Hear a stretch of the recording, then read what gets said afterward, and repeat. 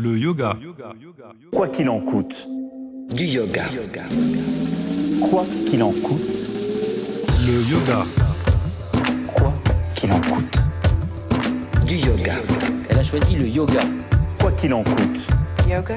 Si tous les gens le pratiquaient, je trouve que ils seraient mieux dans leur peau. Namasté à toutes et à tous. Le yoga, quoi qu'il en coûte, un podcast positif et bienveillant proposé par Yoff. C'est une expérience tout à fait passionnante que nous vous proposons de suivre maintenant. Des interviews de personnes pour qui le yoga est rentré dans leur vie, des méditations, de l'hypnose et des exercices de respiration. Le Viparita Karini est une posture de repos qui apporte détente et lucidité. De quoi aller mieux, des tips, des livres, des recettes véganes ou pas. Ce qui est important, c'est l'attitude intérieure. Le yoga, quoi qu'il en coûte, Quoi qu'il en coûte. c'est ici et maintenant. Bonne écoute.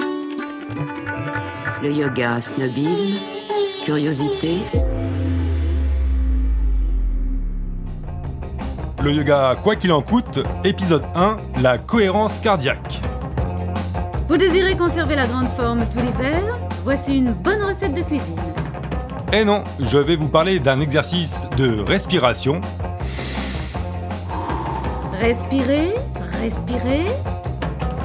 Dans la tradition du yoga, la respiration est essentielle. Without breath, yoga is nothing. Exactement, sans souffle, le yoga n'est rien.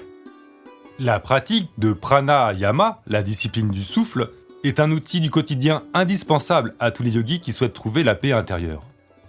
Si cette technique est trop compliquée au quotidien, il y a plus simple d'approche et plus facile à appliquer. La cohérence cardiaque, et cela s'inscrit dans cette tradition du « qui contrôle son souffle, contrôle sa vie ».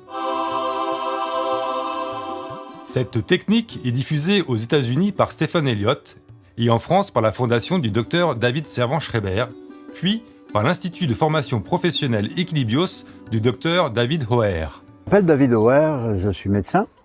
J'ai aussi un diplôme en psychothérapie cognitive et comportementale. Voilà 20 ans que je m'intéresse à la cohérence cardiaque. Je vous laisserai chercher plus d'informations pour les puristes. J'ai mis des liens dans la description. On est sur un podcast de transmission. Alors, comment j'ai connu cette technique? Pour ma part, c'est en empruntant un livre à la bibliothèque. Ça s'appelait « Je ne veux plus fumer grâce à la cohérence cardiaque ». Eh oui, je fume. Personne n'est parfait. Ayant l'habitude de méditer, je me suis posé la question si cette technique, détachée de l'arrêt du tabac, pouvait me proposer quelque chose au quotidien. Et effectivement, j'étais chercher des vidéos sur YouTube pour pouvoir pratiquer cet exercice tous les jours. La cohérence cardiaque, je cite, permet d'apprendre à contrôler sa respiration afin de réguler son stress et son anxiété. Cette technique simple permettrait de réduire aussi la dépression et la tension artérielle. Pour jouer au médecin, allô docteur, un jeu gameplay. Justement, je ne suis pas médecin, je vous laisserai consulter le vôtre pour plus de précision. L'idée étant de tester, ça te plaît ou pas, c'est une proposition. Perso, je la fais en début de journée comme rituel. Tu peux également la faire avant un rendez-vous important. J'avais une collègue commerciale qui le faisait dans sa voiture avant de visiter un prospect ou de signer un gros contrat. Pratique l'exercice et tu ressentiras une sensation d'apaisement et de calme. Cela te permettra d'être plus à l'aise dans les moments importants. Sur le long terme, les bienfaits de la cohérence cardiaque sont nombreux sur la santé physique et mentale. Augmentation des ondes alpha qui favorisent la mémoire, action sur la sécrétion de la dopamine et également sur l'hormone du plaisir, la sérotonine. Impeccable sur la prévention de la dépression et des angoisses. Enfin, je me comprends. Pour les autres bienfaits, cela va de la diminution de l'hypertension artérielle, diminution du risque cardiovasculaire, amélioration de la concentration, diminution de l'hyperactivité. Je vous le redis pas, mais vous savez que... En 14, j'ai opéré l'œil d'un Roumain avec une cuillère. Et ben le Gus était ravi. Bref, que des points positifs. Et concrètement, comment fait-on? Petit préambule. Concernant la posture pour pratiquer, la position assise est recommandée, car la cohérence cardiaque ne fonctionne pas très bien en position couchée pour des raisons anatomiques que je ne pourrais pas bien t'expliquer. C'est trop minable, trop minable.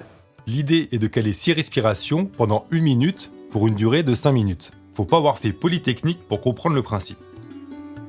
On parle également de 3-6-5, parce qu'il est recommandé de faire cet exercice 3 fois par jour, 6 respirations par minute pendant 5 minutes.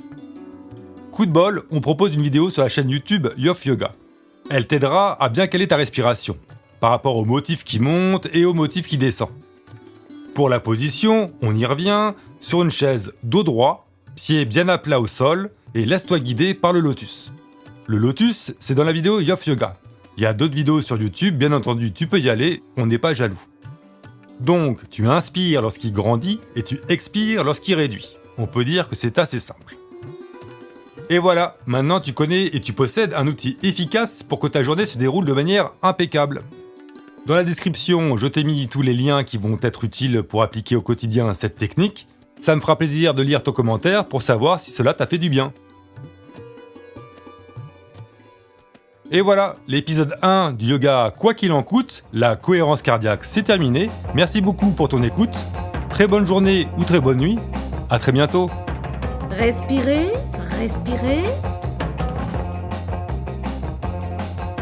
Respirez, respirez.